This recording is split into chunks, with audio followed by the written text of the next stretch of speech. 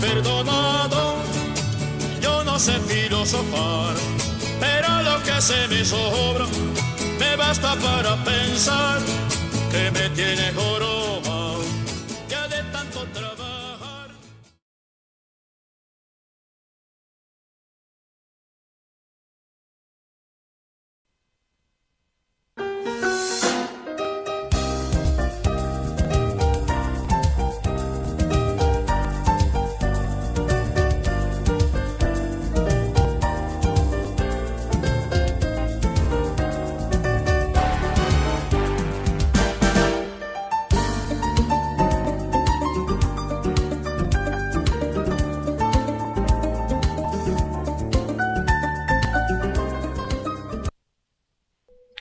Queridos estudiantes y profesores, nuestros saludos para todos y sean bienvenidos a la Morfofisiología Humana 1. Esta asignatura aborda conceptos y elementos que te permitirán integrar el estudio del organismo humano como un todo, desde su origen y desarrollo, sus bases moleculares, las características morfofuncionales de las células, los tejidos básicos y el sistema osteomioarticular, así como el intercambio de sustancias y energía con el medio en estrecha relación con la práctica médica y los problemas de salud de la comunidad.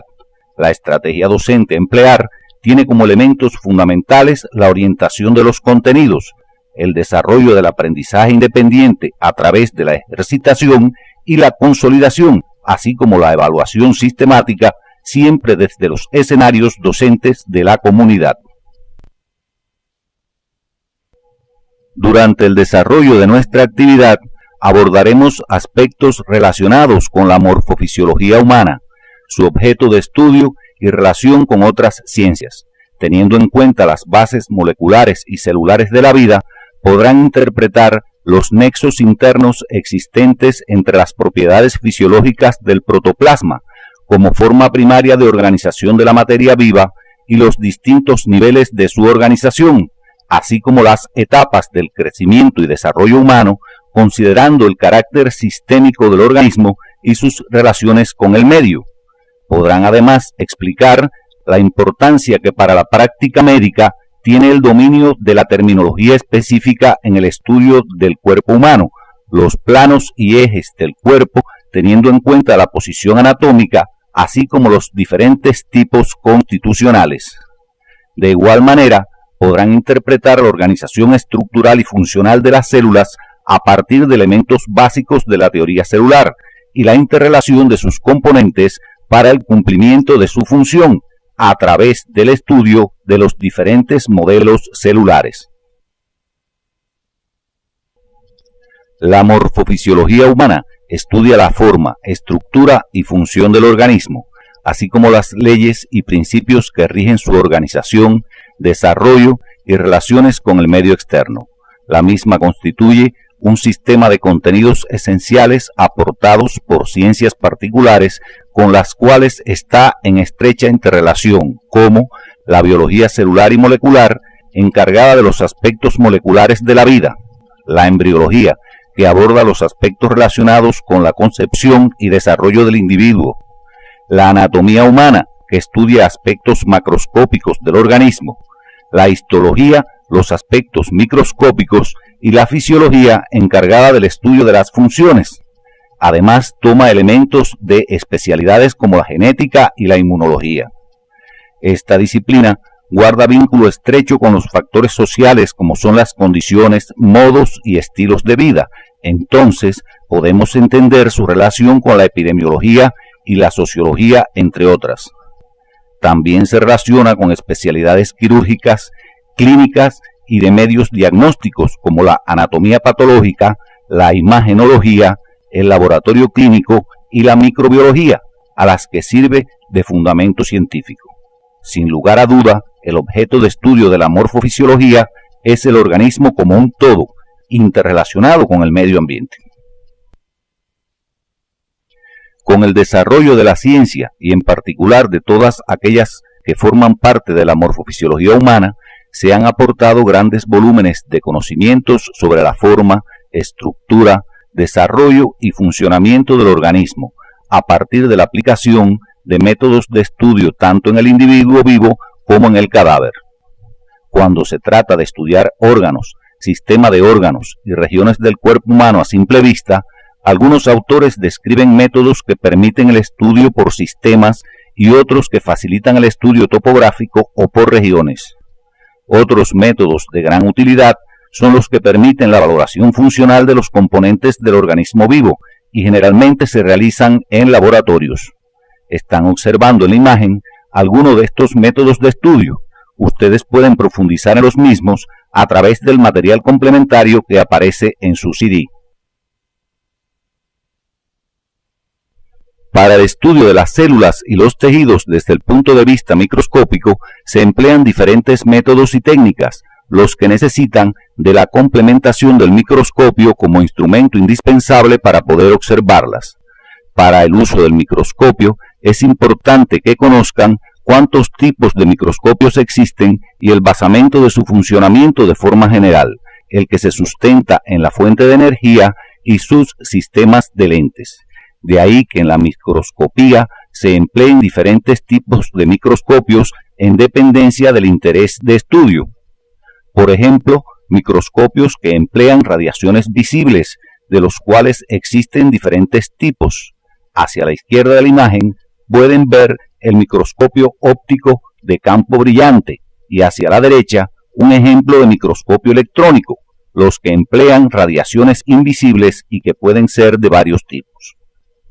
Es importante que aprendan a utilizar de forma correcta el microscopio óptico de que disponen en el núcleo docente, lo que les permitirá la observación de estructuras celulares y tisulares.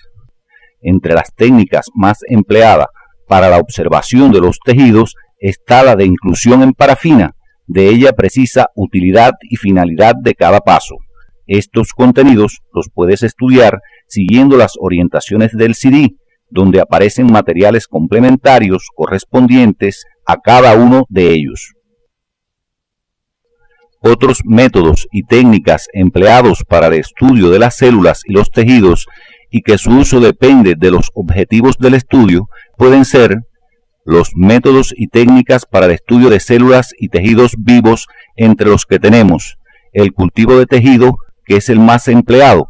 Otros utilizados son la coloración vital, la coloración supravital y el trasplante de tejidos y órganos. Y aquellos métodos y técnicas que se emplean para el estudio de células y tejidos muertos y conservados, los que a su vez pueden clasificarse en métodos y técnicas citoquímicas e histoquímicas, entre las que se encuentran la reacción de Fulgen, que permite el estudio del ADN, la reacción de Paz, que permite el estudio de los polisacáridos, los sudanes, que permiten el estudio de las grasas. Por último, tenemos los métodos y técnicas citoquímicas e histoquímicas con basamento físico, entre los que tenemos la congelación y fractura, la inmunofluorescencia, la morfometría y la inmunocitoquímica, entre otros. Como todos sabemos, existen en la naturaleza diversos objetos y fenómenos que expresan su condición de materia en movimiento en múltiples formas y manifestaciones, a través de sus diferentes propiedades, incluso hasta las percepciones y sensaciones son producto de la actividad del cerebro, el que constituye la base morfofuncional de la memoria, la conciencia y el pensamiento.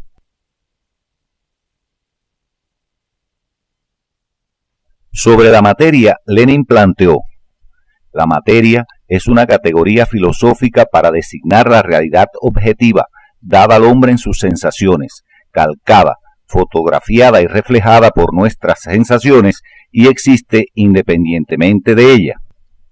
El estudio de estos aspectos tiene gran importancia, pues permite la formación de una concepción científica del origen y organización de la materia.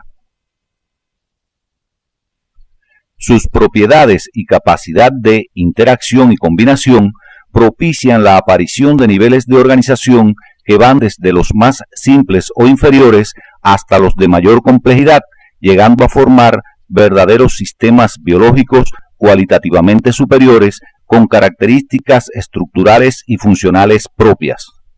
Los niveles de organización de la materia, desde los inferiores a los superiores, son: subatómico, está constituido por partículas subatómicas como electrones, protones, neutrones y otras, que al interactuar dan lugar al nivel superior o atómico, al que se le incorporan otros elementos más complejos hasta llegar a conformar las moléculas con características físicas y químicas diferentes, que forman parte de otro nivel superior, llamado molecular. La interacción a este nivel de agregados moleculares y su compleja organización estructural da lugar a una forma superior de organización, surgiendo la materia viva. Nos estamos refiriendo al nivel celular, en el que aparece el movimiento biológico, que evoluciona dando lugar a niveles superiores como el de tejido, órgano, organismo, población, comunidad y biosfera. Estos contenidos pueden profundizarlos por su bibliografía siguiendo las orientaciones de su CD. Seguidamente nos referiremos al protoplasma como la forma de organizarse la materia en el nivel celular. El término protoplasma fue utilizado por primera vez por Purkinje en 1839 para nombrar el contenido de las células, ya fueran animales o vegetales. De ahí que por protoplasma se entiende a la materia que constituye a los seres vivos. La composición química del protoplasma es muy diversa. Se destaca la presencia de compuestos inorgánicos, representados por el agua, que constituye el componente más abundante en un 70 a 85%. Los minerales como sulfatos, magnesio, fosfatos y calcio, entre otros, que representan el 1%. Entre los compuestos orgánicos se destacan las proteínas en un 10 a 15%, los lípidos del 2 al 3% y los glúcidos en 1%. Estos contenidos puedes profundizarlos por la bibliografía orientada al respecto. Como materia que constituye a las células, al protoplasma le son inherentes propiedades fisiológicas como expresión de vida, las cuales adquieren un mayor o menor desarrollo dependiendo de la diferenciación y especialización de las células. En la imagen resumimos las mismas. Estas son irritabilidad, conductibilidad, excitabilidad, contractilidad, respiración, absorción, secreción, excreción, reproducción y crecimiento. Debes estudiarlas por tu bibliografía siguiendo las orientaciones del CD de la asignatura. El desarrollo de las propiedades fisiológicas del protoplasma de las células en su proceso de diferenciación y especialización conllevó al surgimiento de niveles superiores, haciendo cada vez más complejo el desarrollo biológico de los organismos, que alcanza su máxima expresión en el hombre. El desarrollo biológico humano constituye un proceso de cambios cualitativos continuos que comienzan en el momento de la fecundación y no cesan hasta la muerte. El nacimiento constituye un fenómeno decisivo. Con él se produce un cambio de ambiente del organismo y permite dividir el desarrollo en un período prenatal y uno postnatal. En cada uno de estos períodos se distinguen diferentes etapas que tienen características muy singulares. El período postnatal en condiciones normales es el más extenso. En él se pueden apreciar etapas muy bien definidas. La infancia y la etapa de la adolescencia se caracterizan por un crecimiento rápido con la maduración de todos los órganos y sistemas.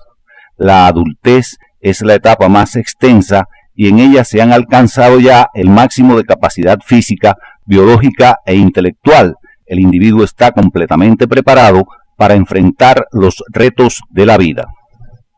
En el envejecimiento existe una disminución de las funciones. Sin embargo, la presencia de estos cambios implica también desarrollo.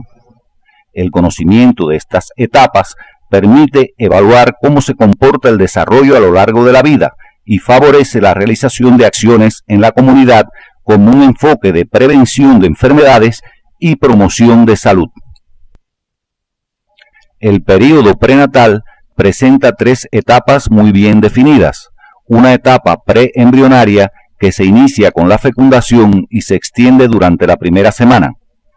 Una etapa embrionaria que se extiende desde la segunda hasta la 8ª semana y se caracteriza por una rápida diferenciación de los tejidos para dar lugar a los esbozos de los órganos.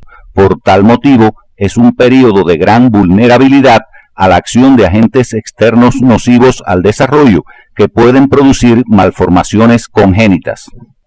Y la etapa fetal, que se extiende desde la 9ª semana hasta el nacimiento. En la misma continúa el desarrollo de los tejidos y órganos, dado por un crecimiento rápido y maduración de los mismos, lo que posibilita que la mayoría de ellos comiencen a funcionar durante la vida prenatal. En general, podemos resumir que el desarrollo ocurre durante toda la vida. Está regulado genéticamente, pero puede ser modificado por factores ambientales que lo favorecen o entorpecen. Tiene características particulares en sus diferentes periodos o etapas y una velocidad variable de cambios y crecimiento, haciendo que unas sean más susceptibles que otras a la aparición de determinados problemas de salud, como pueden ser las malformaciones congénitas en el periodo embrionario, la hipertensión arterial en el adulto o la pérdida de capacidades mentales en el adulto mayor. Por todo lo anterior, el desarrollo constituye un componente esencial en el proceso de salud. Como ya sabemos, un nivel superior de organización de la materia es el nivel de organismo, que en el humano está constituido por un conjunto de estructuras y órganos que constituyen sistemas que forman el cuerpo. Para facilitar el estudio del cuerpo humano y poder precisar su descripción, debes conocer que éste se divide en diferentes partes. Las partes del cuerpo humano son cabeza, cuello, tronco y miembros superiores e inferiores. Cada una de estas partes se subdividen en regiones. Así tenemos en la cabeza el cráneo y la cara, y en el cuello las regiones anterior, esternocleidomastoidea, laterales y posterior. Esta última no se observa en la imagen que se muestra. En el tronco se distinguen las regiones dorsal, pectoral, abdominal y perineal. Esta última no se observa en la imagen que se muestra.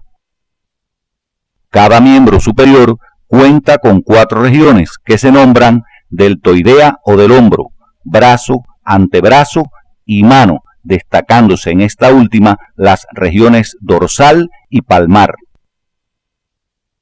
Los miembros inferiores también presentan 4 regiones, llamadas glútea o cadera, muslo, pierna y pie. En el pie se distinguen el dorso y la planta. Además de estas partes, existen cavidades donde se alojan órganos de importancia.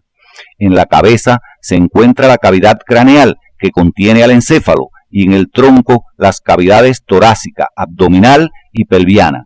En la cavidad torácica se encuentran algunas vísceras como el corazón y los pulmones.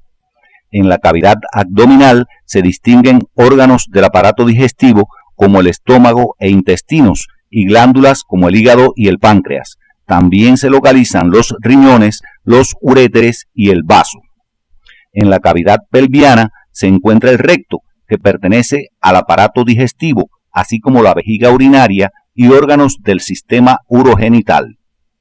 Las proporciones de las diferentes partes y cavidades del cuerpo varían de un individuo a otro, dando lugar a los tipos constitucionales, aspecto que por su importancia estudiaremos a continuación. Al hacer un estudio detallado de los individuos, se descubren diferencias entre ellos, tanto morfológicas como funcionales. Estas diferencias aportan la base para el estudio de los tipos constitucionales, que se definen como el conjunto de características morfofuncionales determinadas por factores genéticos y ambientales. Se han descrito diferentes clasificaciones de los tipos constitucionales. Una de las más utilizadas es la propuesta por Pende, que describe tres tipos: longilíneos, normolíneos y brevilíneos. Los longilíneos tienen crecimiento preferentemente en longitud, son delgados y con poco desarrollo muscular. Los brevilíneos de crecimiento preponderante en anchura y son de cuello y extremidades cortas. Y por último, los normolíneos, que tienen características intermedias y son los denominados atléticos, ya que presentan un gran desarrollo del esqueleto y del tejido muscular. Deben profundizar en el estudio de estas características de los tipos siguiendo las orientaciones del CD de la asignatura. Para describir las características del cuerpo humano es necesario tener presente el concepto de posición anatómica. La misma considera al cuerpo humano en posición vertical de frente al observador, con la mirada fija en el horizonte, los miembros inferiores juntos y los superiores colgando a ambos lados del cuerpo, con las palmas orientadas hacia adelante. Este es un aspecto de gran importancia durante la práctica médica. En esta imagen se ilustra la posición anatómica. Durante tus actividades de consolidación y ejercitación, practica la misma con tus compañeros. Además de la posición anatómica, es necesario el dominio de los ejes y planos, ya que ellos determinan los términos a emplear para facilitar la comunicación y comprensión de la literatura médica universal. Los ejes son líneas imaginarias que atraviesan el cuerpo y se emplean para comprender la mecánica articular, al suponer que el cuerpo gira alrededor de un eje. Estos son tres: el eje sagital, paralelo al suelo y a la sutura sagital del cráneo, orientado en sentido antero-posterior; el eje coronal o frontal, paralelo al suelo y a la sutura coronal del cráneo; y el eje vertical, perpendicular al suelo y paralelo a la longitud del cuerpo. Además, existen ejes oblicuos que presentan direcciones variables e intermedias a la de los ejes fundamentales. Los planos son superficies que cortan imaginariamente al cuerpo en un sentido determinado. Estos son tres y se caracterizan, al igual que los ejes, por ser perpendiculares entre sí y adoptan nombres relacionados con alguna estructura, teniendo la particularidad de que cada uno de ellos divide al cuerpo en dos partes. El plano sagital es vertical y paralelo a la sutura sagital del cráneo, dividiendo al cuerpo en dos partes, derecha e izquierda. Cuando éste coincide con la línea media del cuerpo, lo divide en dos mitades y se denomina plano medio. El plano coronal o frontal es vertical y paralelo a la sutura coronal del cráneo, dividiéndolo en dos mitades, anterior y posterior. Por último, el plano horizontal, paralelo al suelo, divide al cuerpo en dos partes, superior e inferior. El trazado imaginario de los planos y ejes facilitan la definición de términos generales de utilidad para la descripción de distintas características del cuerpo humano. Es importante destacar la relatividad en el uso de estos términos, según la posición del plano de referencia, particularmente en los miembros. Los más importantes son superior o craneal e inferior o caudal, relativos al plano horizontal, anterior o ventral y posterior o dorsal, relativos al plano coronal o frontal. Se utilizan otros términos relativos al plano medio, como son medio cuando coincide con el plano medio, medial cuando está cercano al plano medio, lateral cuando está alejado del plano medio e intermedio cuando está situado entre los puntos medial y lateral. Por último, tenemos los términos relativos a los miembros. Los términos proximal y distal se utilizan para designar la mayor o menor distancia del punto de unión del miembro con el tronco. Por ejemplo, la articulación del codo es proximal con respecto a la articulación de la muñeca, pero al mismo tiempo es distal con respecto al tercio medio del brazo. Los términos ulnar y radial se refieren a las partes medial y lateral del antebrazo, respectivamente, relacionados con los huesos de esa región. Los términos tibial y fibular se corresponden con la parte medial y lateral de la pierna, respectivamente, relacionados con los huesos de esa región. Los términos palmar y plantar se refieren a la palma de la mano y a la planta del pie, respectivamente. Ellos no se observan en la imagen. El término dorsal se refiere a las superficies posterior de la mano y anterosuperior del pie.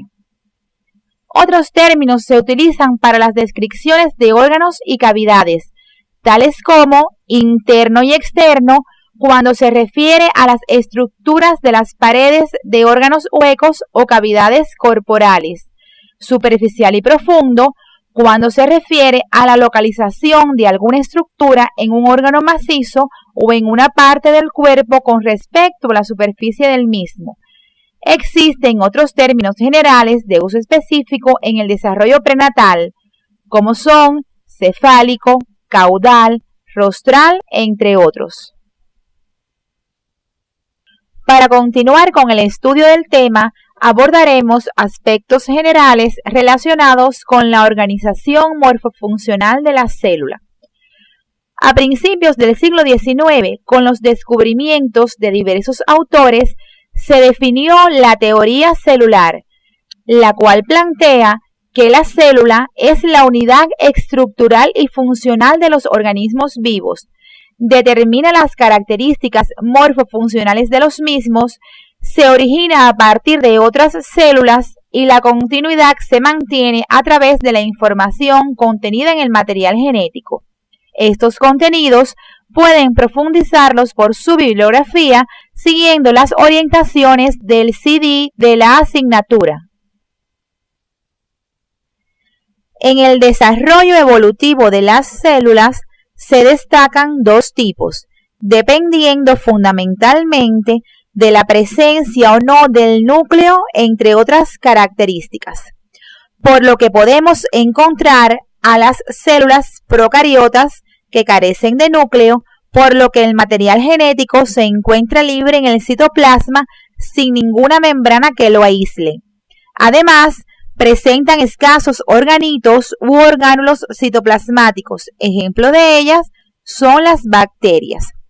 Y las células eucariotas, que se caracterizan fundamentalmente porque su material genético está aislado por membranas, localizado en una estructura que constituye el núcleo. Además, se destacan en ella la presencia de una gran variedad de organitos citoplasmáticos conformando junto al núcleo el sistema de endomembranas. Esta forma característica de organización garantiza la compartimentación celular, ya que cada componente de la célula ocupa distintos espacios delimitados por membranas. Estas estructuras realizan distintas funciones y mantienen una estrecha relación estructural y funcional. Por su nivel de complejidad morfofuncional, abordaremos en esta actividad el estudio de las células eucariotas, características de los organismos pluricelulares. Existen diferentes tipos y formas celulares como resultado de los procesos de diferenciación y especialización celular, asociándose estas para formar tejidos, órganos, aparatos y sistemas. Esto está relacionado, entre otros factores, con la forma que debe adquirir una célula teniendo en cuenta el tejido al que pertenece y la función que desempeña. Por tal razón, existen células con características y funciones comunes formando un tejido particular. De igual forma, existen otras con estructura y función diferente. Para estudiar las características morfofuncionales de una célula, les sugerimos sigan el siguiente orden. Características generales. donde deben tener en cuenta la forma, el tamaño, la disposición y abundancia o proporción. Características de su citoplasma. Tengan presente el aspecto, la coloración y los componentes más desarrollados. Características de su núcleo. Precisen el número de núcleos, la forma, el tamaño, coloración, la posición y sus componentes. Y por último, establezcan la relación estructura-función. Recuerden que la célula, por estar constituida por protoplasma, presenta una composición química similar a este. Estos contenidos pueden profundizarlos por su bibliografía siguiendo las orientaciones del CD de la asignatura. La utilización del microscopio electrónico permitió perfeccionar el estudio de la estructura de las células. En ellas se destacan dos componentes fundamentales, el núcleo y el citoplasma, cada uno de ellos con características particulares, pero en estrecha interrelación, lo que garantiza las funciones generales y específicas de las células. El núcleo está constituido por 4 componentes: envoltura, cromatina, nucleolo y nucleoplasma o matriz nuclear. Por su parte, el citoplasma es la porción del protoplasma que rodea al núcleo. Está limitado externamente por la membrana plasmática, tiene una apariencia viscosa y en él se llevan a cabo importantes funciones metabólicas y contiene a los organitos y las inclusiones. Los organitos son estructuras vivientes de las células encargadas de su funcionamiento y que, dependiendo de la presencia o no de membrana, pueden ser membranosos y no membranosos, mientras que las inclusiones son estructuras inertes, resultado en muchos casos de la actividad de la célula. Estas pueden ser alimentos, pigmentos o productos útiles y de desechos. El estudio de cada uno de estos componentes deben hacerlo por la bibliografía orientada y siguiendo las orientaciones del CD de la asignatura. A continuación abordaremos algunos aspectos generales de estos componentes citoplasmáticos, pero recuerden que deben profundizar en su estudio destacando su función en la célula. En el esquema se observa la disposición de los componentes en el citoplasma de la célula. Fíjense que cada uno guarda un compartimiento. Los organitos citoplasmáticos membranosos son membrana plasmática, retículo endoplásmico liso, retículo endoplásmico rugoso, complejo de Golgi, mitocondrias y lisosomas. Los organitos que no poseen membrana son los ribosomas libres, encargados de la síntesis de proteína para la célula, los centriolos, que juegan un papel importante durante la formación del uso mitótico en la división celular, y los microtúbulos y microfilamentos, que forman parte del citoesqueleto. En esta imagen están observando un esquema de la organización de la membrana plasmática, formada por una bicapa lipídica, fundamentalmente fosfolípidos y colesterol, en estrecha relación con las proteínas, a las que a su vez se unen carbohidratos. A esta estructura dinámica se le conoce como modelo del mosaico fluido por su constante movimiento y recambio. En actividades posteriores profundizaremos en su estudio. En esta otra imagen pueden observar al microscopio electrónico la estructura trilaminar de las membranas plasmáticas de 2 células. Este organito funciona como una barrera protectora que mantiene la integridad del protoplasma y permite el intercambio de sustancias, energía e información entre el medio interno y externo de la célula. En esta imagen están observando un esquema del complejo de Golgi, en el que pueden ver sus sáculos aplanados a través de los cuales van pasando y modificándose las sustancias en formación hasta ser secretadas a través de las vesículas de secreción. A continuación, observen una microfotografía al microscopio electrónico. Este organito es el responsable de la condensación de las proteínas, de añadirle azúcares, de formar lisosomas y de aportar membranas, entre otras funciones. En este esquema se representa la estructura de los retículos endoplásmicos liso y rugoso. Fíjense que tienen una relación estructural, siendo uno continuidad del otro. Pueden observar en las membranas del retículo rugoso ribosomas asociados, dándole el aspecto característico.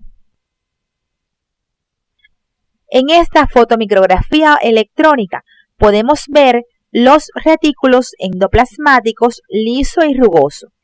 El retículo liso es un sistema de túbulos aplanados que se anastomosan entre sí, carecen de ribosomas asociados a sus membranas y tiene la función de síntesis de lípidos, por lo que abundan en células que secretan estos compuestos. Además, se plantea que participa en la síntesis de ácido clorhídrico, detoxificación del organismo y en el almacenamiento de los iones calcio que intervienen directamente en la contracción muscular. Por su parte, el retículo endoplasmático rugoso está constituido por cisternas interconectadas en forma de vesículas aplanadas, redondeadas, y túbulos que se anastomosan entre sí y unidos a su superficie se encuentran los ribosomas. Tiene la función de la síntesis de proteínas para la secreción. En esta imagen pueden observar a la izquierda un esquema de una mitocondria, donde se destaca la disposición de su doble membrana y las crestas. Hacia la derecha se observan las mismas estructuras, pero al microscopio electrónico. Las mitocondrias son las responsables del aporte de ATP mediante el proceso de la respiración celular. Cuando estudien de forma independiente el resto de los componentes citoplasmáticos, deben tener en cuenta sus características al microscopio óptico, al electrónico y sus funciones. Deben auxiliarse de las orientaciones del CD de la asignatura. En esta imagen podemos observar en el citoplasma de las células diferentes tipos de inclusiones. En un corte de tejido donde se utilizó la tinción del ácido periódico de Schiff, se observa en el citoplasma de la célula un moteado rojo que se corresponde con la presencia de los gránulos de glucógeno, mientras que en un corte de tejido donde se utilizó la tinción de nitrato de plata, podemos observar gránulos oscuros de color marrón correspondientes a la presencia de lípidos. En la parte inferior de la imagen se observan como moteado oscuro los gránulos de decimógeno en una célula secretora de proteínas y hacia la derecha gránulos correspondientes a pigmentos de melanina. Para el estudio de las inclusiones pueden apoyarse en las orientaciones del CD. Como pueden ver en la imagen, existen diferentes tipos celulares en el organismo, en dependencia de la función que desempeña. A partir de células indiferenciadas comienzan a desarrollarse sus componentes, dando lugar a diferentes modelos celulares que responden a funciones específicas.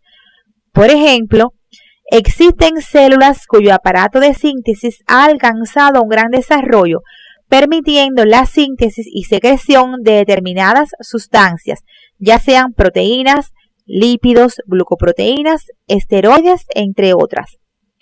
Por su parte, las células especializadas en la absorción desarrollan estructuras en su membrana plasmática que facilitan cumplir con su función.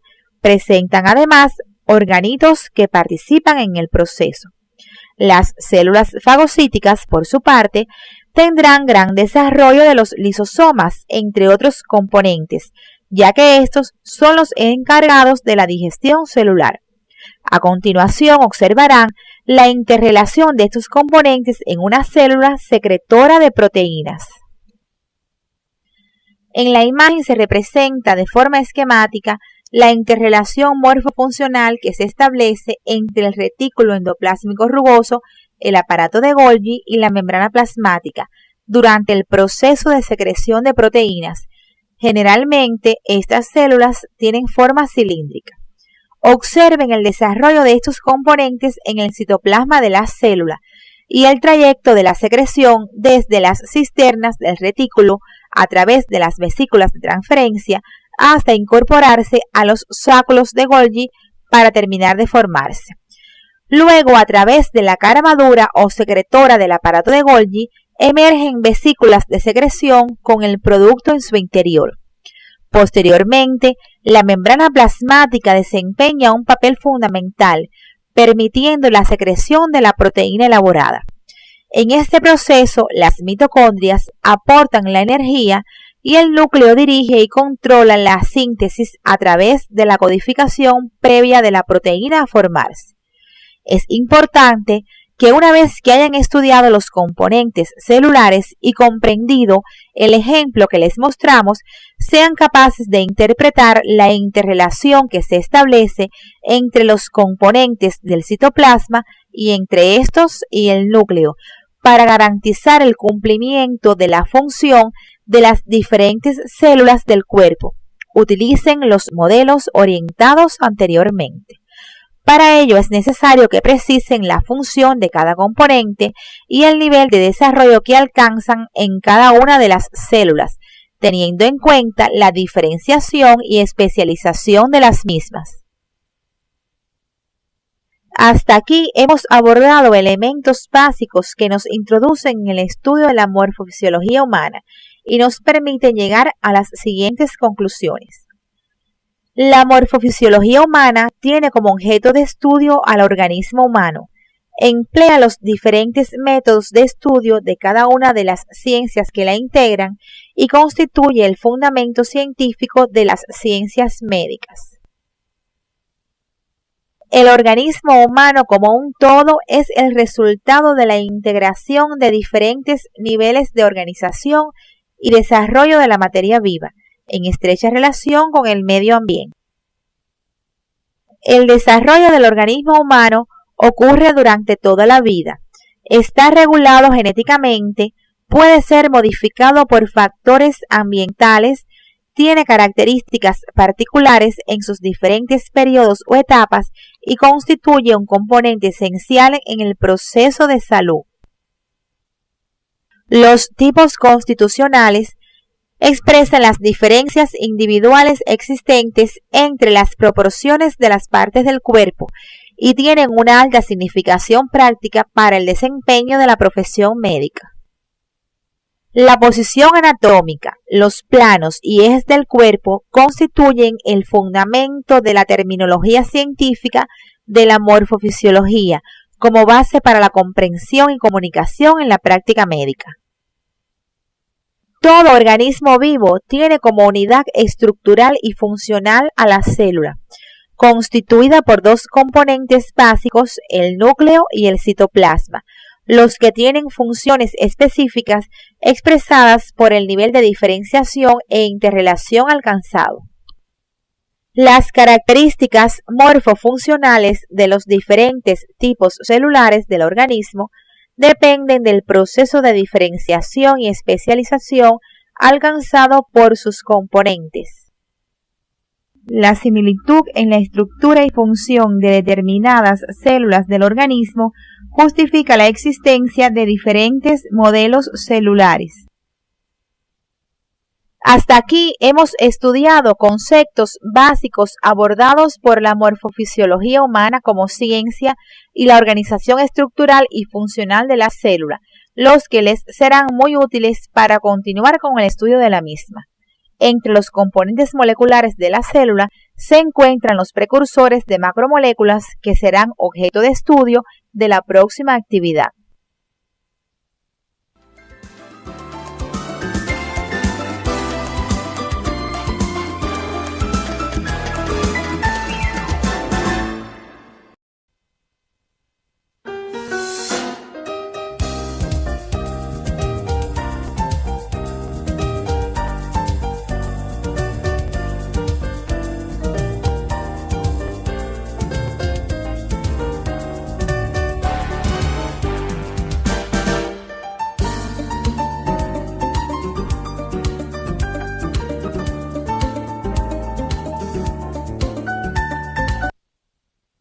Saludos a todos. En la actividad orientadora anterior se estudiaron las generalidades de la morfofisiología humana como ciencia, aspectos relativos al crecimiento y desarrollo biológico del hombre, la terminología anatómica relacionada con el cuerpo humano, así como las características morfofuncionales de la célula.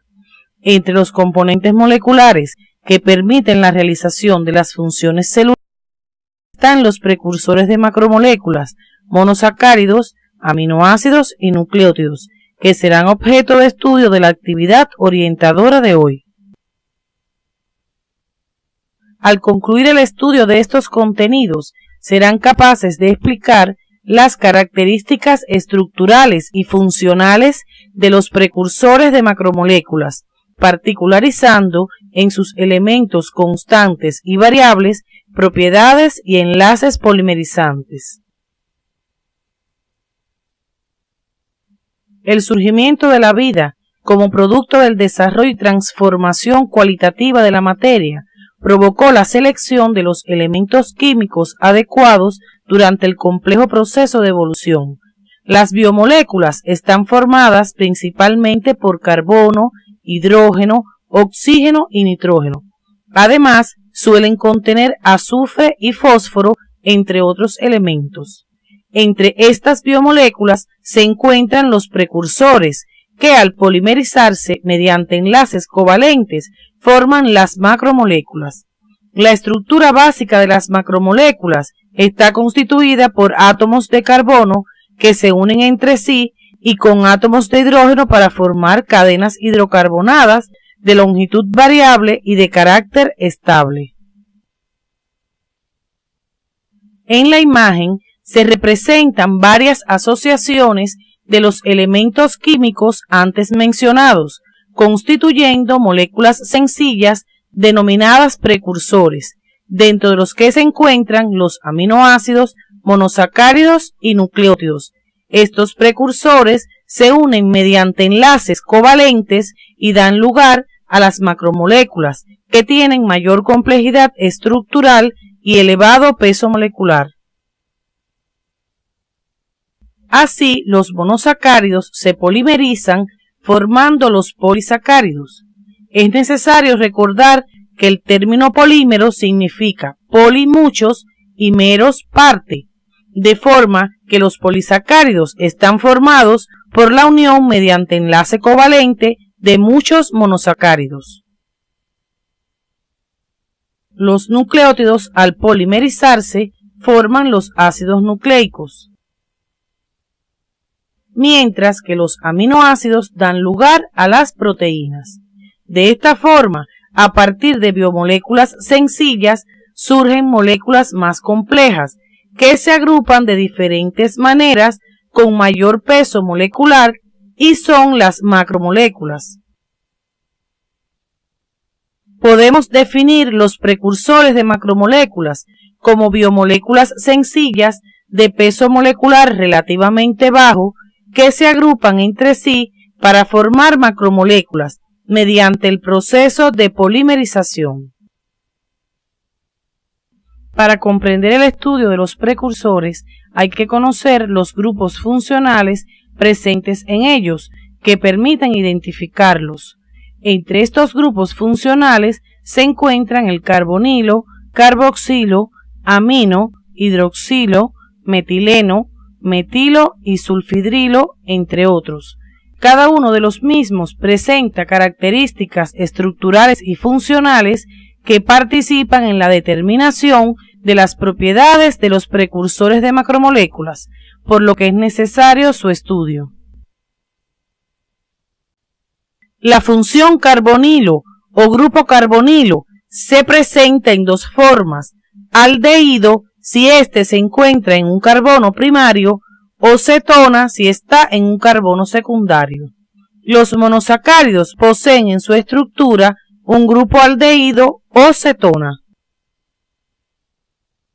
El grupo carboxilo caracteriza a los ácidos orgánicos. Este grupo se encuentra en los aminoácidos y los ácidos grasos, entre otras biomoléculas, y le confiere carácter ácido a los compuestos que lo presentan en su estructura, por ejemplo, ácido acético o etanoico. El grupo amino se encuentra muy distribuido en la naturaleza. Forma parte de aminoácidos, ácidos nucleicos, aminoazúcares, etc. En dependencia del número de las sustituciones de los hidrógenos del grupo amino, estaremos en presencia de una amina primaria, secundaria o terciaria. Este grupo le confiere carácter básico a las biomoléculas que lo contienen. Los compuestos que poseen el grupo hidroxilo se conocen como alcoholes. Estos se clasifican en primarios, secundarios y terciarios en dependencia del tipo de átomo de carbono al que se encuentran unidos. El grupo hidroxilo se encuentra en varios tipos de biomoléculas como azúcares y aminoácidos, entre otras. A continuación, estudiaremos los diferentes tipos de precursores, comenzando por los monosacáridos. En esta imagen se representan dos monosacáridos. Ambos presentan grupos hidroxilos unidos a sus átomos de carbono y un grupo carbonilo. Observen que tienen estructura similar, pero difieren en el número de átomos de carbono. En esta imagen se muestran también dos monosacáridos. Observen que tienen hidroxilos unidos a los átomos de carbono y un grupo carbonilo. El de la izquierda presenta dicho grupo en un carbono secundario, por lo que es una cetosa, y el de la derecha lo presenta en un carbono primario, por lo que es una aldosa. Es importante que en el estudio de cada precursor se identifiquen las estructuras que están siempre presentes y constituyen elementos constantes, así como las características estructurales que difieren entre uno y otro y se denominan elementos variables. Los elementos constantes determinan el concepto y los variables la clasificación. A continuación abordaremos el concepto de monosacáridos y posteriormente sus elementos constantes y variables. Los monosacáridos son polihidroxialdehídos y polihidroxicetonas y sus derivados. Forman parte de los carbohidratos o glúcidos y se clasifican según su estructura en monosacáridos simples y derivados. El término de sacárido proviene del latín saccharum, que significa dulce. Los elementos constantes de los monosacáridos son el grupo carbonilo y el hidroxilo. A continuación les mostramos varios ejemplos de monosacáridos donde observarán que todos poseen el grupo carbonilo y varios grupos hidroxilo y otras características estructurales que constituyen los elementos variables. En esta imagen pueden observar la disposición de los grupos hidroxilos resaltados en verde. Fíjense que son diferentes en ambos compuestos. Estos hidroxilos están unidos a átomos de carbono asimétricos. Deben recordar que estos átomos tienen sus 4 valencias unidas a agrupaciones atómicas diferentes. Si observan el hidroxilo unido al carbono asimétrico más alejado del grupo carbonilo, podrán apreciar que el compuesto que lo presenta a la derecha se denomina D-fructosa, mientras que el que lo presenta hacia la izquierda es la L-fructosa. Esto es lo que constituye la serie estérica, que puede ser D o L. Los organismos vivos solo utilizan los monosacáridos de la serie D. En este caso particular, la disposición de los hidroxilos de ambas moléculas constituyen una imagen especular de la otra, por lo cual dichas moléculas son enantiómeros o enantiomorfos. Las moléculas que cumplen esta condición tienen las mismas propiedades físicas y químicas. pero difieren en la desviación del plano de la luz polarizada y en su comportamiento en los seres vivos. Aquí observan dos monosacáridos, ambos son aldosas, por presentar el grupo carbonilo en un carbono primario, pero tienen diferente serie estérica, por la disposición del grupo hidroxilo unido al átomo de carbono asimétrico más alejado del grupo carbonilo. A continuación, orientaremos otro elemento variable de estos compuestos. El grupo carbonilo reacciona con un hidroxilo del mismo monosacárido que se encuentre alejado 3 a 4 átomos de carbonos, formando un enlace denominado hemiacetal, lo que provoca la ciclización del monosacárido. Cuando el grupo carbonilo reacciona con el hidroxilo que se encuentra en el cuarto átomo de carbono a partir del mismo, se establece un anillo de 6 lados que por su semejanza con un compuesto llamado pirano se denomina piranósica. Observen que en la fórmula cíclica los carbonos se enumeran en el sentido de las manecillas del reloj.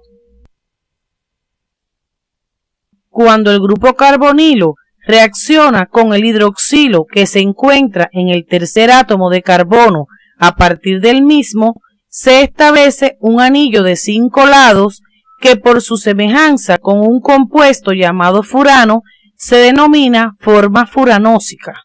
Observen la numeración de los átomos de carbono en el sentido de las manecillas del reloj. En las formas cíclicas, el carbono del grupo carbonilo se convierte en un carbono asimétrico y ahora se denomina carbono anomérico, que en este caso se corresponde con el carbono 1. Como se observa, al ciclizarse la molécula, el hidroxilo unido al carbono anomérico puede quedar por encima o por debajo del plano del anillo.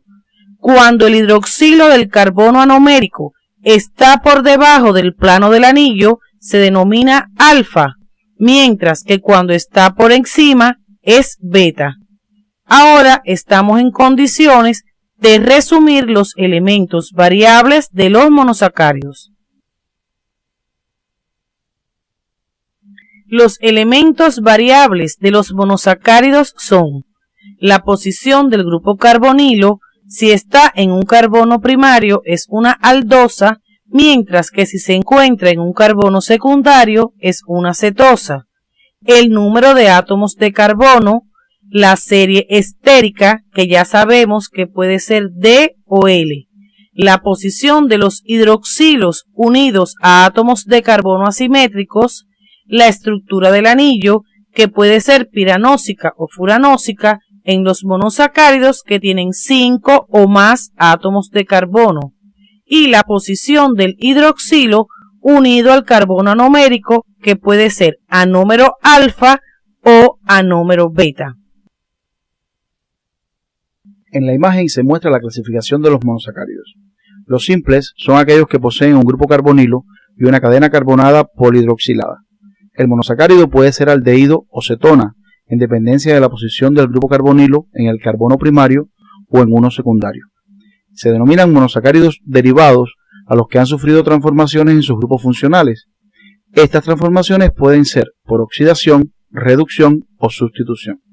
Este contenido deben profundizarlo por su libro de texto, siguiendo las orientaciones del CD.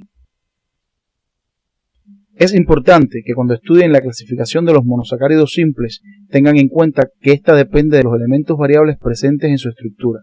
De esta manera se clasifican de acuerdo a posición del grupo carbonilo, número de átomos de carbono, según la disposición de los grupos hidroxilos unidos a carbonos asimétricos, según la disposición del grupo hidroxilo unido al carbono asimétrico más alejado del grupo carbonilo.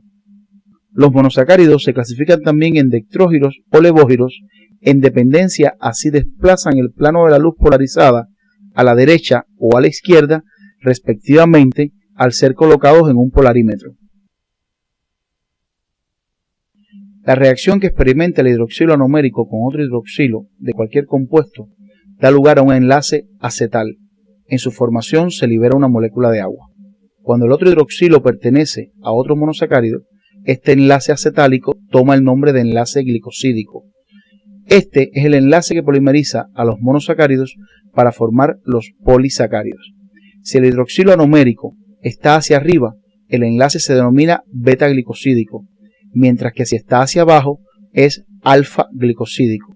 Hasta aquí hemos orientado las características estructurales de los monosacáridos. A continuación nos referiremos a sus funciones. Entre sus funciones tenemos ser fuente de energía, pues en su oxidación completa hasta dióxido de carbono y agua se forman cantidades apreciables de ATP. Constituir una fuente carbonada, ya que parte de su cadena carbonada puede transformarse en compuestos no glucídicos como lípidos y aminoácidos. Formar parte de moléculas más complejas como glicoproteínas, glicolípidos y nucleótidos. Son los precursores de los oligo y polisacáridos. Los monosacáridos cumplen el principio de multiplicidad de utilización, ya que realizan más de una función en el organismo. Ahora pasaremos al estudio de otro de los precursores de macromoléculas, los aminoácidos. Los aminoácidos son las unidades estructurales de las proteínas. Son 20 los aminoácidos que se encuentran en la estructura de los péptidos y proteínas. Observen los aminoácidos que se muestran en la imagen y detallen los elementos constantes y variables de su estructura. En la imagen se observa la fórmula general de los aminoácidos. El grupo carboxilo y el amino se unen al carbono alfa, así como también la cadena lateral que se representa por R. Los aminoácidos son ácidos orgánicos, en los que al menos un hidrógeno ha sido sustituido por un grupo amino. Cumplen funciones variadas, pero la más importante es constituir las unidades estructurales de los péptidos y las proteínas. Los elementos constantes de los aminoácidos son el grupo amino y el carboxilo, mientras que el variable es el tipo de cadena lateral. En esta imagen se muestra la clasificación de los aminoácidos tomando en cuenta su elemento variable, es decir, la estructura de la cadena lateral. Aminoácidos con cadena lateral alifática, que se dividen a su vez en cadena hidrocarbonada pura, con grupo hidroxilo en su cadena lateral, que contiene átomos de azufre en su cadena lateral, aminoácidos con anillo aromático en su cadena lateral, aminoácidos con grupo carboxilo o amida en su cadena lateral, aminoácidos con grupos básicos en su cadena lateral y aminoácidos cíclicos. Existen otros criterios de clasificación que se muestran en la imagen, como son el número de grupos carboxilos y básicos, que son grupos disociables. Se clasifican en ácidos si presentan dos grupos carboxilos y un amino, básicos si tienen dos grupos básicos y uno solo carboxilo, y neutros si presentan un grupo de cada tipo. Según la presencia de grupos químicos polares en su cadena lateral, se dividen en polares, que pueden ser iónicos o poco iónicos, y apolares. Veremos a continuación las funciones de los aminoácidos. Los aminoácidos cumplen el principio de la multiplicidad de utilización. Por ejemplo, son precursores de proteínas, forman parte estructural de las vitaminas, son precursores de algunas hormonas, constituyen neurotransmisores y algunos antibióticos son aminoácidos, como por ejemplo el cloranfenicol.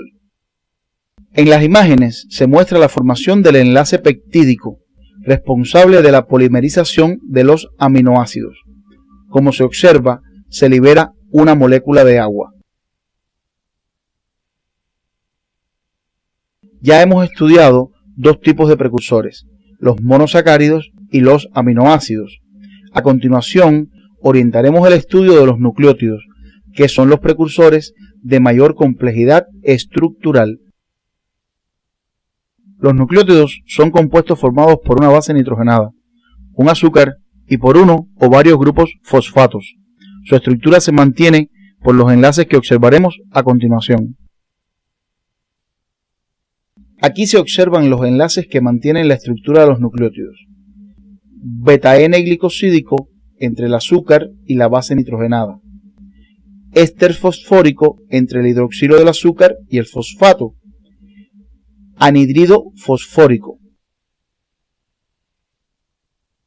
En la imagen se observan los elementos constantes y variables de los nucleótidos. Los constantes son la base nitrogenada, el azúcar y el fosfato, mientras que los variables son el tipo de azúcar, ribosa o desoxirribosa, el tipo de base nitrogenada, purínica o pirimidínica, y el número de grupos fosfatos, generalmente de 1 a 3. Los nucleótidos se clasifican de la siguiente forma: según su base nitrogenada, en purínicos y pirimidínicos; según su tipo de azúcar, en ribonucleótidos y desoxirribonucleótidos; y según el número de fosfatos, en monofosfatos, difosfatos y trifosfatos.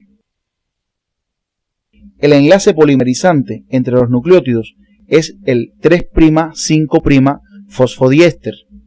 Observe que el fosfato o ácido fosfórico reacciona con dos hidroxilos, uno del carbono 3' y otro del carbono 5', formando dos enlaces de tipo éster fosfórico y liberando una molécula de agua. Por último, estudiaremos las funciones de los nucleótidos. Los nucleótidos cumplen también con el principio de multiplicidad de utilización, ya que son fuente de energía, son cofactores enzimáticos, algunos son reguladores del metabolismo y son precursores de ácidos nucleicos. Lo estudiado en la actividad de hoy nos permite llegar a las siguientes conclusiones. Las características estructurales de los precursores de macromoléculas determinan su función biológica. Los monosacáridos, aminoácidos y nucleótidos desempeñan importantes funciones, por lo que cumplen el principio de multiplicidad de utilización. Los enlaces polimerizantes de los precursores son del tipo covalentes, fuertes y además en medio acuoso son estables. En la actividad de hoy orientamos el estudio de los precursores de macromoléculas y observamos que los grupos funcionales, así como las características estructurales de dichas moléculas, determinan su función biológica. En la próxima actividad estudiaremos cómo las características de los precursores determinan la estructura y funciones de las macromoléculas, como manifestación de la estrecha interrelación que existe entre la materia que constituye nuestro universo.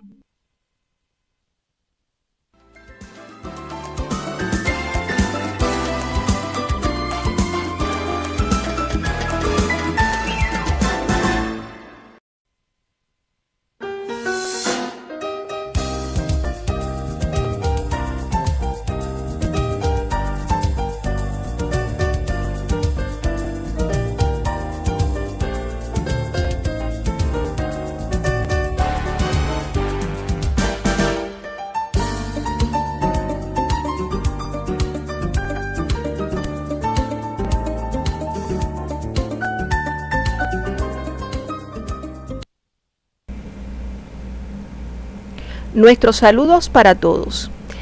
En la actividad orientadora anterior se estudiaron los precursores de macromoléculas, sus características estructurales y funcionales, así como sus enlaces polimerizantes, que permiten la formación de macromoléculas. El estudio de este contenido será orientado en la actividad de hoy.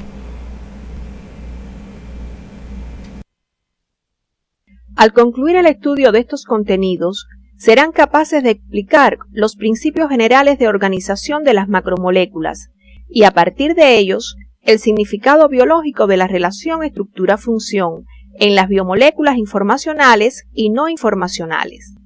Además, podrán explicar las características estructurales y funcionales de las proteínas y los polisacáridos a partir de su clasificación y sus elementos constantes y variables. Los monosacáridos, aminoácidos y nucleótidos se polimerizan mediante enlaces covalentes y dan lugar a las macromoléculas, que son organizaciones en las cuales participan cientos o miles de átomos con una compleja distribución tridimensional. Existen tres grandes familias de macromoléculas: las proteínas, los polisacáridos y los ácidos nucleicos. Los monosacáridos se unen mediante enlaces glicosídicos y forman los polisacáridos.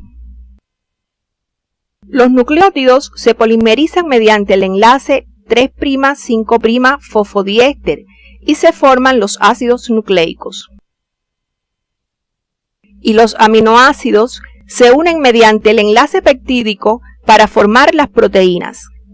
Las macromoléculas mencionadas poseen un conjunto de características comunes que estudiaremos a continuación. Entre las características generales de las macromoléculas se encuentran elevado peso molecular, carácter polimérico, carácter uniforme, carácter lineal, carácter tridimensional, carácter informacional, tendencia a la agregación y relación estructura-función. A continuación, abordaremos algunos elementos de cada una de ellas.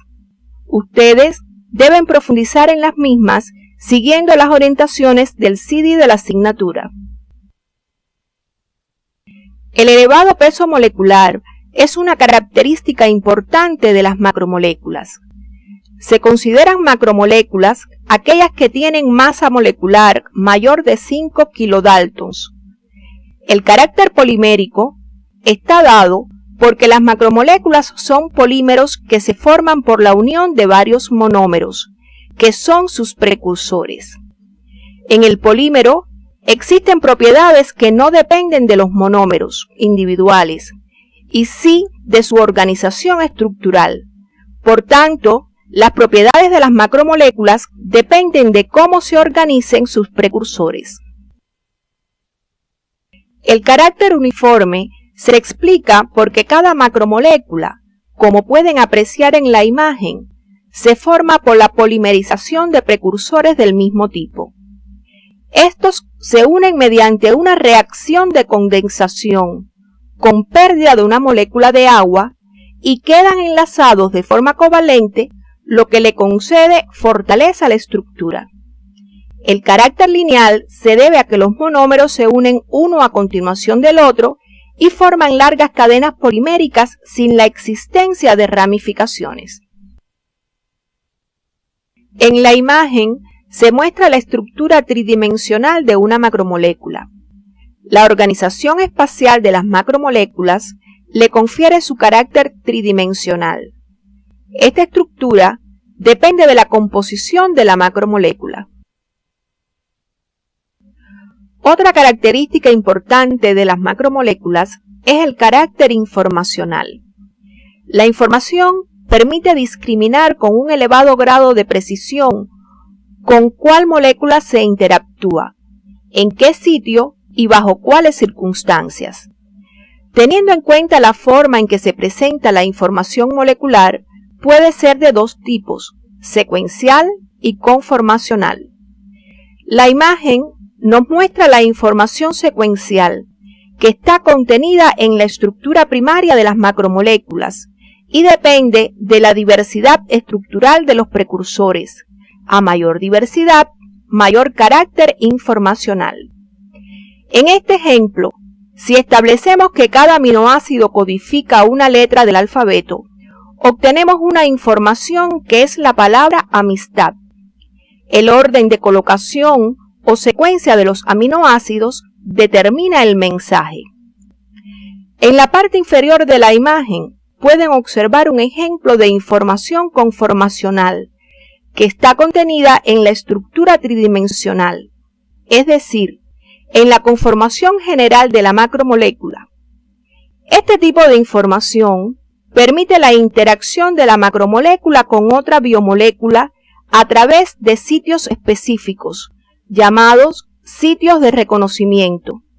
Este fenómeno recibe el nombre de reconocimiento molecular. A continuación, pasaremos a orientar el estudio de las proteínas. Las proteínas son polímeros de aminoácidos unidos por enlace peptídico, con peso molecular mayor de 5000 daltons. Además, existen otras sustancias formadas por la unión de aminoácidos que son los péptidos, con peso molecular menor de 5000 daltons, que pueden ser oligopéptidos y polipéptidos. Se denominan oligopéptidos cuando tienen de 2 a 7 residuos de aminoácidos. Ejemplos de ellos son las hormonas liberadoras hipotalámicas que controlan las secreciones adenohipofisarias. Se consideran polipéptidos cuando tienen más de 7 aminoácidos, pero su peso molecular es menor de 5000 daltons. Por ejemplo, las hormonas oxitoxina, la bradiquinina y el glucagón. A continuación, estudiaremos la clasificación de las proteínas según diferentes criterios. Por su forma, se clasifican en globulares, con estructura tridimensional, esferoidal y fibrosa, aquellas que su estructura tridimensional es alargada. Por su solubilidad pueden ser insolubles, cuya forma empaquetada les permite formar los diferentes tipos de fibras. Aquí se encuentran todas las proteínas fibrosas y globulares que forman parte de las membranas biológicas. Solubles, cuando tienen una estructura espacial globular. Estas se caracterizan por la presencia de grupos polares hacia la superficie. Y poco solubles, cuando son solubles en soluciones de sales neutras, como el cloruro de sodio. Ejemplo de ellas son las globulinas. Por su composición química se clasifican en simples, formadas solo por aminoácidos, y conjugadas, aquellas que presentan un grupo prostético que puede ser lípidos, glúcidos, grupos fosfatos, hemo, etc. Por su función, se clasifican en enzimas de transporte, de reserva, contráctiles, estructurales, de defensa y reguladoras.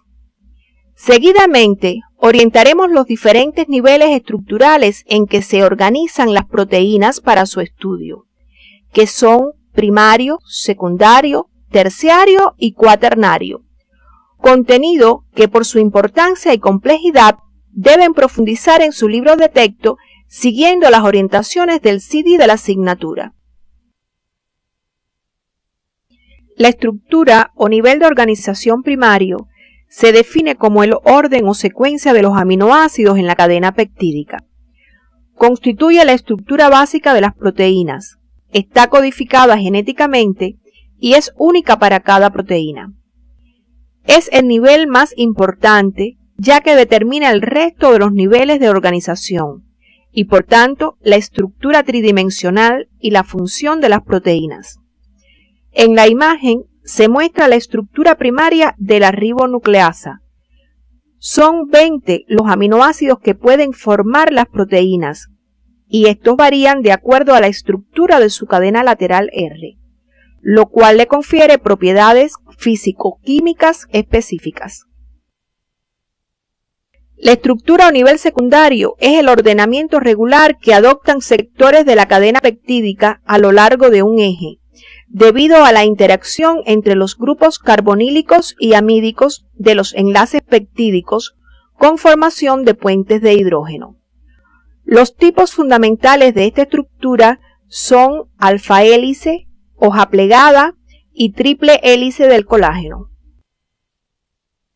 En la imagen se muestra la estructura secundaria en alfa hélice.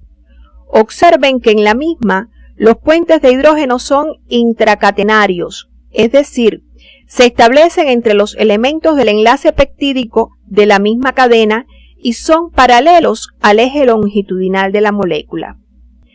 Las cadenas laterales se disponen hacia el exterior de la molécula.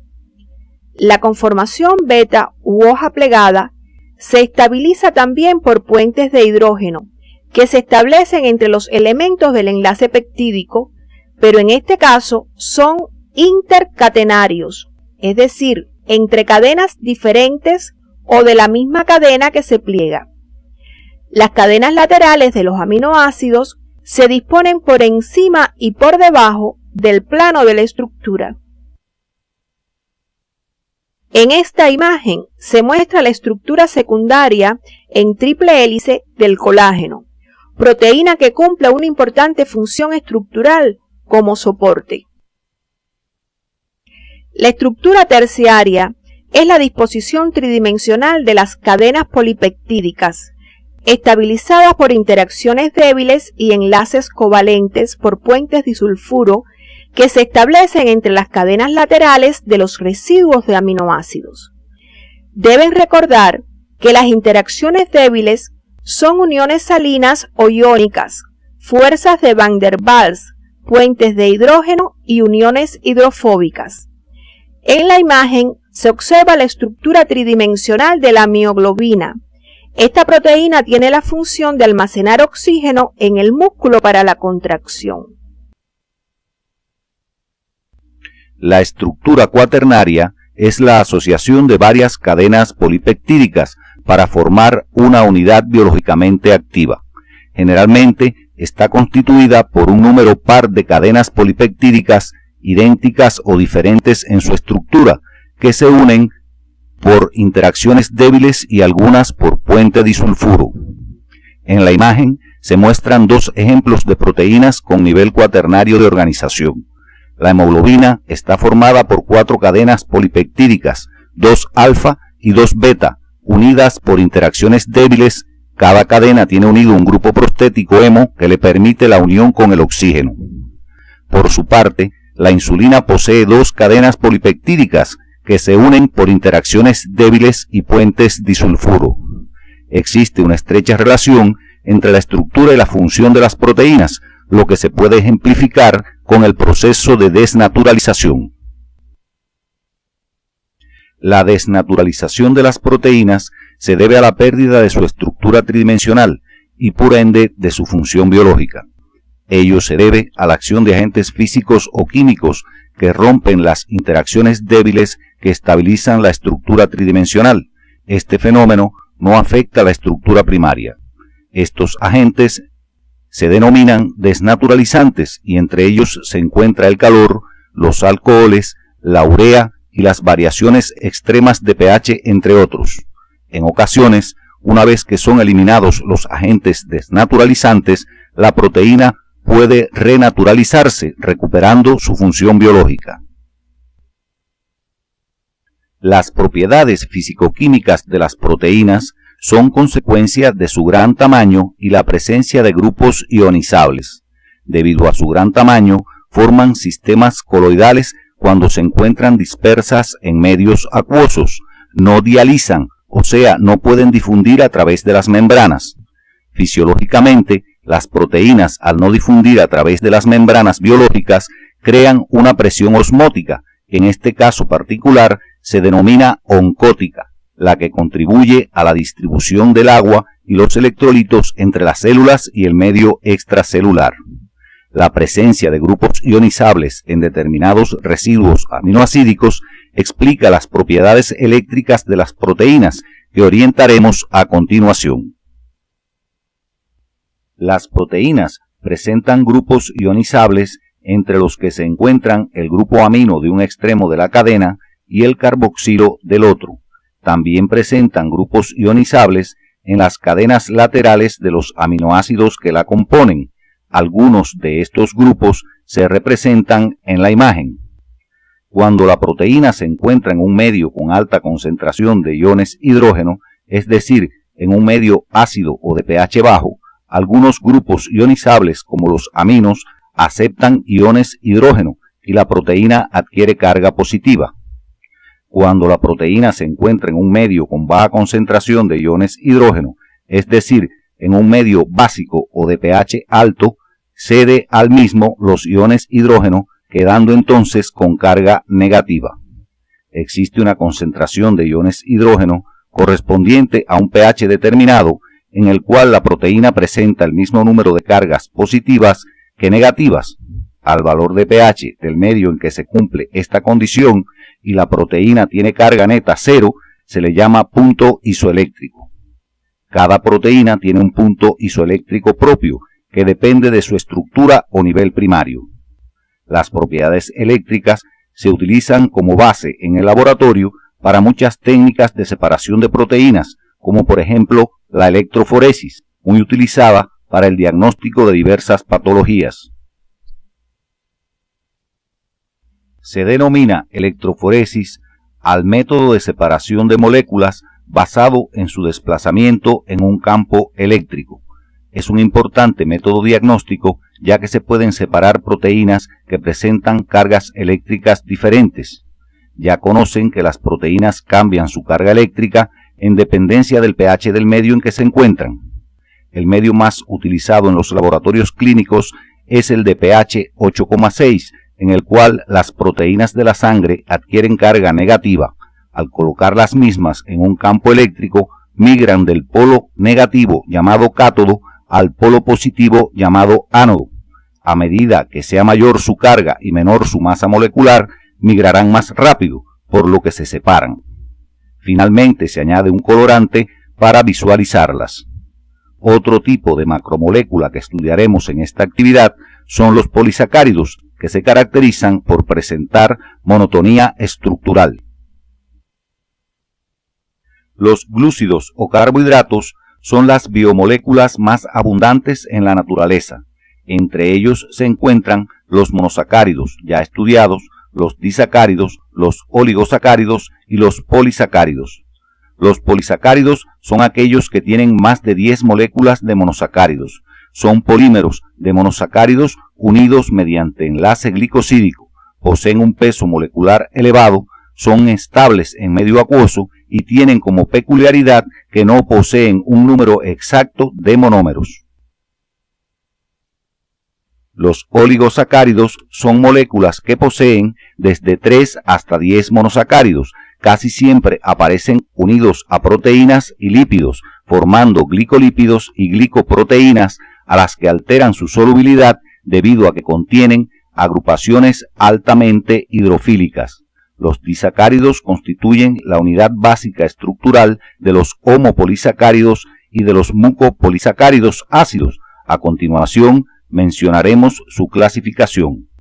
El estudio de los mismos deben profundizarlo en su libro de texto siguiendo las orientaciones del CD. Los disacáridos se clasifican en homodisacáridos si rinden por hidrólisis el mismo tipo de monosacárido y heterodisacáridos si se obtienen monosacáridos diferentes. Dentro de los homodisacáridos están la maltosa, formada por 2 moléculas de D-glucosa, unidas por enlace alfa-1,4 glicosídico, y la isomaltosa, formada por 2 moléculas de D-glucosa, unidas por enlace alfa-1,6 glucosídico. Dentro de los heterodisacáridos están la lactosa o azúcar de la leche, integrada por una molécula de galactosa y otra de glucosa, unidas mediante enlace beta-1,4 glicosídico, y la sacarosa o azúcar de caña, constituida por una molécula de glucosa y otra de fructosa, unidas por enlace alfa-1,2 glicosídico. A continuación orientaremos el estudio de los polisacáridos. Los polisacáridos se clasifican en homopolisacáridos y heteropolisacáridos. Los homopolisacáridos son polímeros del mismo monosacárido. Aquí encontramos el almidón, el glucógeno, la celulosa, la pectina y la quitina. Los heteropolisacáridos son polímeros de diferentes monosacáridos. Deben profundizar en el estudio de los mismos siguiendo las orientaciones del CD de la asignatura. El almidón está formado por 2 tipos de polímeros, la amilosa y la amilopectina. La amilosa es un polímero lineal largo de D-glucosas unidas mediante enlace glicosídico tipo alfa-1,4. La amilopectina es un polímero ramificado de glucosas unidas por enlace alfa-1,4 glicosídico, pero cada 24 a 30 residuos existen puntos de ramificación mediante enlace glicosídico del tipo alfa-1,6. El almidón tiene la función de constituir la reserva energética más importante de las células vegetales. El glucógeno es un polímero de alfa-D glucosas que se unen por enlace glicosídico alfa-1,4, lo que permite el crecimiento del polímero en sentido lineal, y por enlaces glicosídico alfa-1,6 que facilita el establecimiento de ramificaciones cada 8 a 12 residuos de monosacáridos. Esto le confiere mayor solubilidad que el almidón. Este homopolisacárido es una reserva energética importante en las células animales. El glucógeno se almacena fundamentalmente en el hígado y un % pequeño a nivel del músculo esquelético. La celulosa es un polímero lineal cuyo precursor es la beta-D-glucosa, que se unen mediante enlace glicosídico beta-1,4. Es precisamente este enlace lo que le permite formar una red estabilizada por puentes de hidrógeno intercatenarios que origina fibras supramacromoleculares lineales y estables de gran resistencia a la tensión. La celulosa tiene función estructural y se encuentra en las paredes celulares de las plantas, en particular tallos y troncos. Los polisacáridos desempeñan importantes funciones en el organismo, como el almacenamiento de energía, destacándose el almidón en los vegetales y el glucógeno en los animales.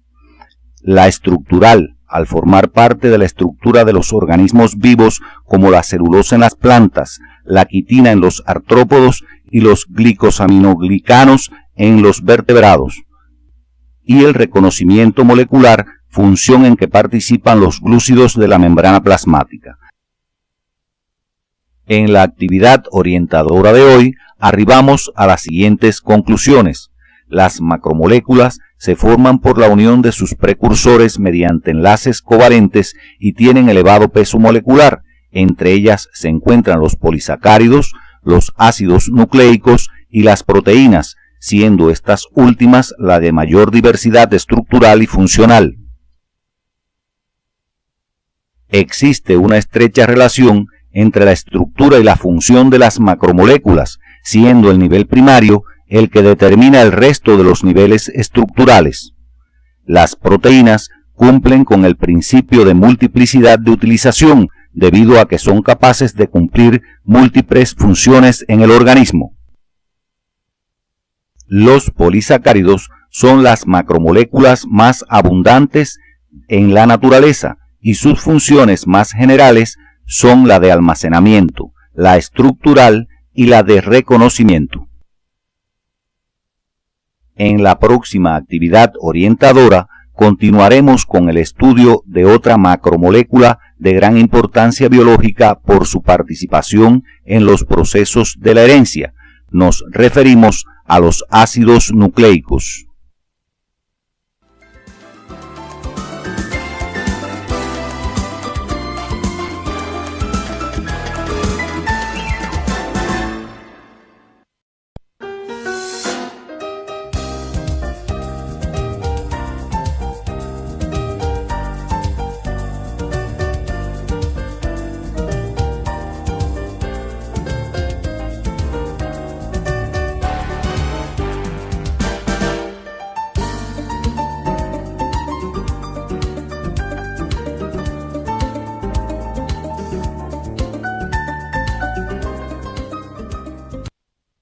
Saludos para todos.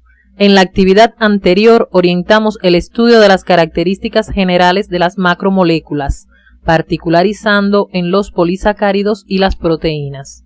En el día de hoy comenzaremos el estudio de los ácidos nucleicos, macromoléculas que contienen la información de nuestra estructura corporal en todos sus detalles y garantizan la conservación de la especie. Al concluir el estudio de los contenidos orientados en la actividad de hoy, serán capaces de explicar las características estructurales y funcionales de los ácidos nucleicos, teniendo en cuenta sus componentes y niveles de organización. Los ácidos nucleicos constituyen la segunda macromolécula en importancia después de las proteínas y están formados por la polimerización de nucleótidos con estructura tridimensional compleja.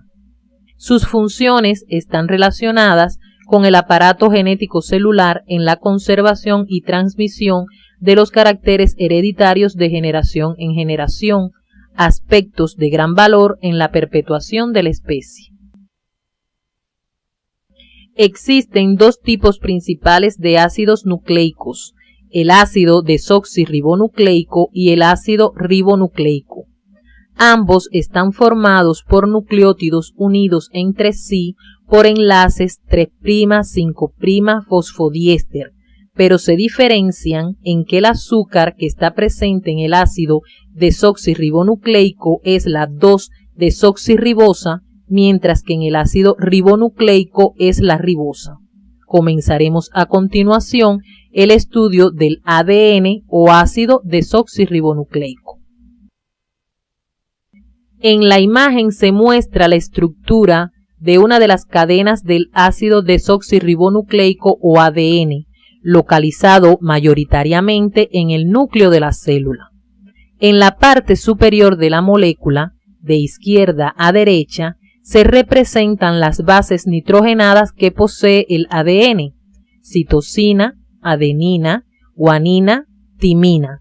Hay que señalar que este no tiene en su estructura la base nitrogenada uracilo. En la parte inferior, observen los enlaces 3', 5' fosfodiéster que unen entre sí a los desoxirribonucleótidos. En el centro se observan moléculas de 2-desoxirribosa. La 2-desoxirribosa es el azúcar que forma parte del ácido desoxirribonucleico o ADN. Observen en la imagen que en el carbono 2 presenta un hidrógeno. La estructura primaria del ADN consiste en la secuencia de los desoxirribonucleótidos a lo largo de la cadena polinucleotídica. Observen en la imagen que el azúcar y el fosfato son los mismos, solo varía en la cadena la base nitrogenada. En un extremo de la cadena se encuentra un grupo 5' fosfato libre, mientras que en el otro un 3' hidroxilo. Para la determinación de la estructura secundaria del ADN, Watson y Crick utilizaron las reglas de Chargaff, las que plantean que la composición de bases del ADN es característica de cada especie. Las diferentes células de un organismo tienen una composición de bases nitrogenadas idéntica, que no varía con la edad, el desarrollo, estado nutricional u otras condiciones. La cantidad de timina es igual a la de adenina, mientras que la de citosina es igual a la de guanina. La cantidad de bases púricas es igual a la de bases pirimidínicas. La estructura secundaria del ácido desoxirribonucleico se descubrió por los científicos James D. Watson y Francis Crick en abril de 1953, lo que marcó un hito en el desarrollo de la biología molecular. En la imagen se muestra dicho modelo, cuyas características fundamentales son las siguientes. La molécula está formada por dos cadenas poliméricas de desoxirribonucleótidos. Ambas cadenas están enrolladas alrededor de un eje común con giro a la derecha, formando una doble hélice. Las bases nitrogenadas se encuentran hacia el interior de la molécula y se aparean entre sí, como se observa en la próxima imagen. La adenina siempre se aparea con la timina mediante dos puentes de hidrógeno, mientras que la citosina siempre lo hace con la guanina por 3 puentes de hidrógeno, por lo que las cadenas son complementarias. El eje pentosa-fosfato de las cadenas queda hacia el exterior. Deben puntualizar que cada fosfato presenta una carga negativa, por lo que la molécula se encuentra cargada negativamente, es decir, tiene carácter polianiónico y atrae fuertemente moléculas con carga positiva. Las cadenas se orientan de forma antiparalela, ya que una tiene en el extremo un grupo 5' fosfato, mientras que la otra presenta un 3' hidroxilo, es decir, corren en sentidos diferentes. De estas características estructurales se interpreta que ambas cadenas, por ser complementarias, poseen la misma información en su secuencia. En esta imagen se muestra la doble cadena del ADN y a la derecha se enfatiza la disposición de las bases nitrogenadas. Observen que las mismas se ubican perpendicularmente al eje principal de la molécula. Pueden observar a continuación una representación tridimensional de la molécula de ADN. Observen cómo se destaca la disposición en doble hélice de la molécula de ADN. En este modelo, los átomos de carbono son negros, el hidrógeno blanco, el oxígeno rojo, el fósforo amarillo y el nitrógeno azul. Hacia el exterior queda el esqueleto azúcar-fosfato, mientras que en el interior se encuentran las bases nitrogenadas apareadas. La molécula presenta dos surcos, uno ancho y el otro estrecho. Algunas proteínas pueden reconocer la secuencia de bases nitrogenadas a través de los surcos. Las cadenas son antiparalelas y se muestra el extremo 5' fosfato libre. El modelo de Watson y Crick tiene gran importancia, ya que explicó la forma en que se almacena la información genética en la molécula de ADN y explicó la forma en que se transmite la información genética. A continuación, orientaremos las funciones de esta molécula. El ADN cumple las funciones de almacenar, conservar y transmitir la información genética. Esta molécula contiene la información que determina todas las características hereditarias del organismo. En términos moleculares, posee la información de la secuencia de aminoácidos de todas las proteínas sintetizadas por el organismo. A continuación, orientaremos el estudio de los ácidos ribonucleicos.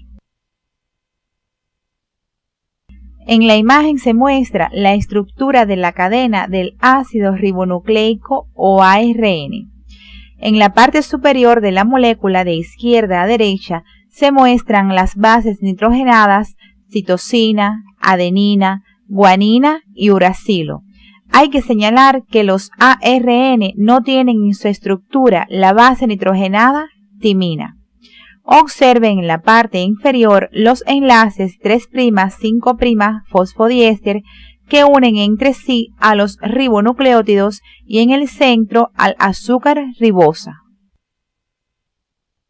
La ribosa es el azúcar que forma parte del ácido ribonucleico o ARN. Observen en la imagen que en el carbono 2 presenta un grupo hidroxilo. La estructura primaria del ARN consiste en la secuencia de los ribonucleótidos a lo largo de la cadena polinucleotídica. Observen en la imagen que el azúcar y el fosfato son los mismos, solo varía en la cadena la base nitrogenada. En un extremo de la cadena se encuentra un grupo 5' fosfato libre, mientras que en el otro un 3' hidroxilo. Ahora veremos los tipos principales de ARN. Existen tres tipos principales de ácidos ribonucleicos que aunque serán tratados posteriormente, mencionaremos su función principal. ARN de transferencia, que transporta a los aminoácidos hacia los ribosomas durante la síntesis de proteínas.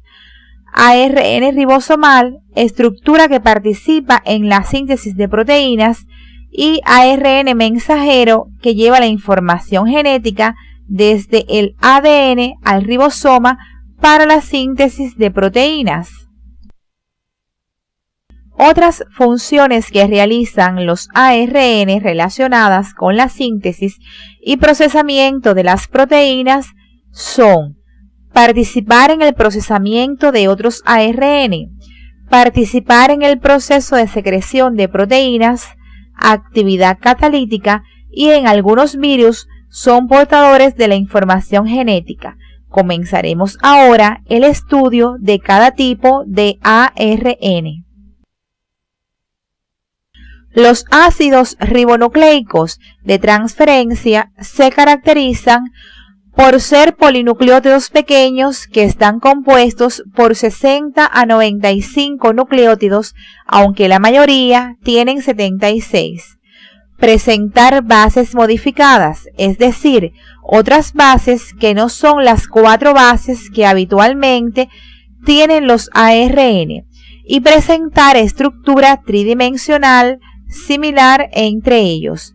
A continuación, estudiaremos la estructura general de los mismos. Su estructura primaria es la secuencia de los nucleótidos en la cadena polinucleotídica, determinando los demás niveles estructurales y por tanto su forma tridimensional, como sucede generalmente con las moléculas informacionales. La representación de la estructura secundaria de esta molécula corresponde por su parecido a una hoja de trébol.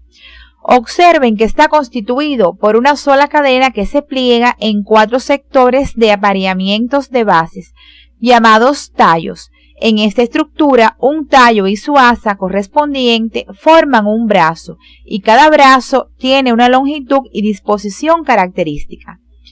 Se señalan los brazos anticodón, aminoacídico, timina, pseudouridina, citosina y dihidrouridílico. El extremo 5' tiene un grupo fosfato y el extremo 3' hidroxilo termina en la secuencia citosina-adenina, que no está apareado y es el sitio donde se une el aminoácido que será transportado. Por este motivo, el brazo se denomina aminoacídico.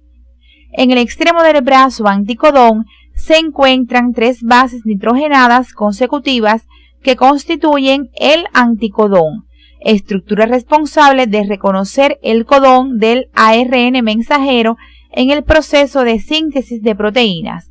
La estructura terciaria de los ARN de transferencia será orientada a continuación. Observen que estas moléculas presentan una forma tridimensional similar a una L invertida. Fíjense que el lado vertical de la L se forma por el brazo D y el brazo anticodón, localizándose en su extremo el anticodón, estructura muy importante ya que es el sitio por el cual la molécula reconoce al codón, presente en el ARN mensajero. El lado horizontal lo forma el brazo timina, pseudouridina, citosina y el brazo aminoacídico, y en su extremo se encuentra el sitio de unión del aminoácido que será transportado, aspecto importante en el proceso de síntesis de proteínas. En ambos lados, la molécula forma una doble hélice similar al ADN, pero con apareamientos menos específicos. Esta estructura es mantenida por interacciones débiles, fuerzas de empalizadas y puentes de hidrógeno entre las bases y grupos fosfatos. El ARN ribosomal se encuentra formando parte de los ribosomas, donde está asociado a proteínas específicas. Hay que destacar que presenta bases modificadas o raras en su estructura. Los ribosomas son organelos citoplasmáticos no membranosos formados por 2 subunidades desiguales, la mayor OL y la menor OS. El ARN representa aproximadamente la mitad del peso del ribosoma, siendo el resto proteínas específicas. En la imagen se muestra la estructura de un ribosoma, donde deben observar las dos subunidades que lo forman, la mayor OL y la menor OS. Los ácidos ribonucleicos mensajeros difieren en cuanto a su tamaño en dependencia de la proteína que codifican. No presentan bases modificadas en su estructura, ya que deben contener la copia exacta de la información genética presente en el ADN para garantizar la fidelidad de la síntesis de proteínas. Su tiempo de vida medio es muy corto en comparación con los ARN ribosomal y de transferencia, debido a que es reemplazado en la célula después que es utilizada su información. Después de haber concluido la orientación de sus contenidos, arribamos a las siguientes conclusiones. Los ácidos nucleicos ADN y ARN son macromoléculas informacionales. La estructura del ADN en dos cadenas complementarias garantiza el almacenamiento, conservación y transmisión de la información genética. Los principales tipos de ARN participan fundamentalmente en la expresión de la información genética o síntesis de proteínas. Los ARN de transferencia son pequeños y presentan estructura tridimensional similar entre ellos. Su función es transportar los aminoácidos hacia los ribosomas en la síntesis de proteínas. Los ARN ribosomales forman parte de la estructura del ribosoma, participando en la síntesis de proteínas. El ARN mensajero lleva la información del ADN al ribosoma para la síntesis de proteínas. Observando esta imagen, debemos recordar que en su interior se encuentra la información necesaria para la síntesis de los biocatalizadores, cuyo estudio orientaremos en la próxima actividad.